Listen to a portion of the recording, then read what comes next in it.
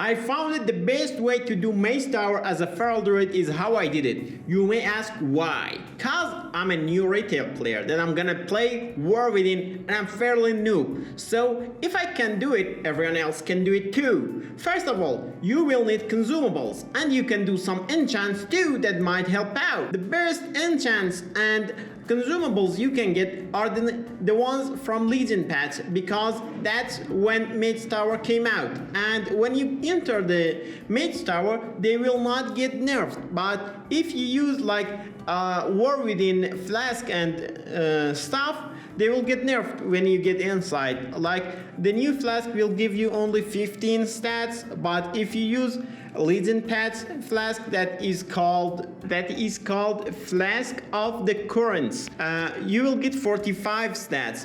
That is really important, right? But if you use the new food buffs, you will get the full benefit. So you want to get a new level 80 food buff and level 45 potions and enchants. Alright, and one thing to remember is to have fell hide drums. They will give you bloodlust. Alright, and you want to use those potions and bloodlust for second boss called Cruel. Higher load Cruel. What we are going to do is to use our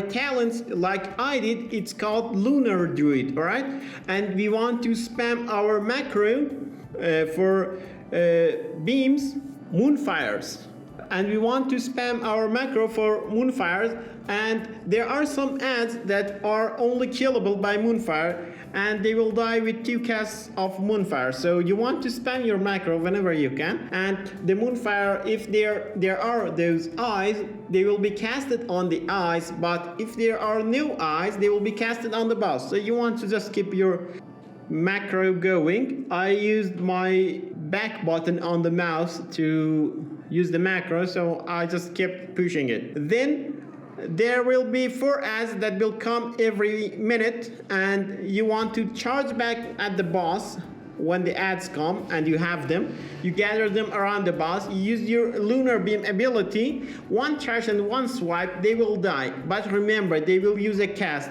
and you have to use your incapacitating roar to interrupt them. And that's it. Sometimes, remember, the boss uses an ability called Drain Life. It will drain your life. So you want to kick it with Skull Bash. Just face the boss, Skull Bash, kick. That's it. Alright, and there will be green infernals that want to stomp and kick you out of the portal, the platform, and you want to dodge them. Just keep moving in a circle.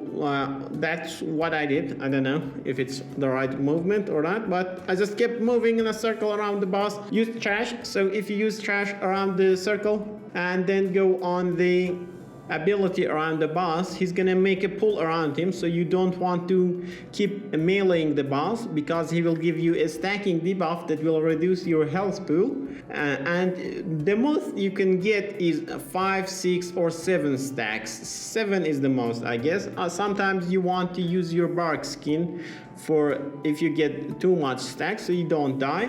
The thing is, with these abilities you will never need to use your regen. Alright, maybe at the second boss, second phase, probably sometimes, but the first phase never. You just get healed. When you are able to kill the first boss, it's the easy one. You just spam your macro, trash, Lunar Beam, and that's it. The boss will die. Second boss comes, you want to be ready to use your potions and your bloodlust, and every city you have like incarnation, I mean for DPS, Rage of the Usuk, Rage of the Sleeper, and use light lines in the room to interrupt the boss and keep him dazed and hit him more. Alright, the boss has only 3 abilities. One is called Nether Stomp. He will jump on you and make a green pool fire on the ground. You just keep moving out of it, and that's it. One is Twisted Reflection. That's a kickable ability and you always want to kick it. I use the Vikora, so the Vikora always sounded a horn, and when I heard the horn I pressed Skull Bash.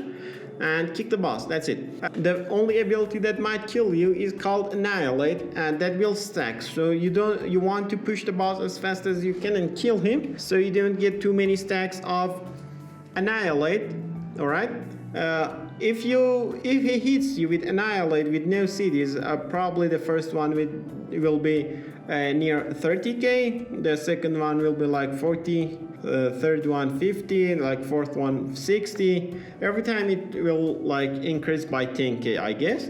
So you want to use a CD every time. I start with Incarnation, that will increase my health pool, so I then die with the first one. If you need it, you can use your bark skin too. That's important. The second one, you can use bark skin and Rise of the Sleeper. 2 CDs together, you won't die with the second one. The third one and fourth one, you want to use your survival instincts. That's why we have 2 CDs on it. And that's it. Just keep interrupting, keep moving, and use a CD whenever he's using Annihilate. That's all you need to do. The only thing that killed me a lot was the stomps from the Green Infernals and pushed me out of the edge of the platform.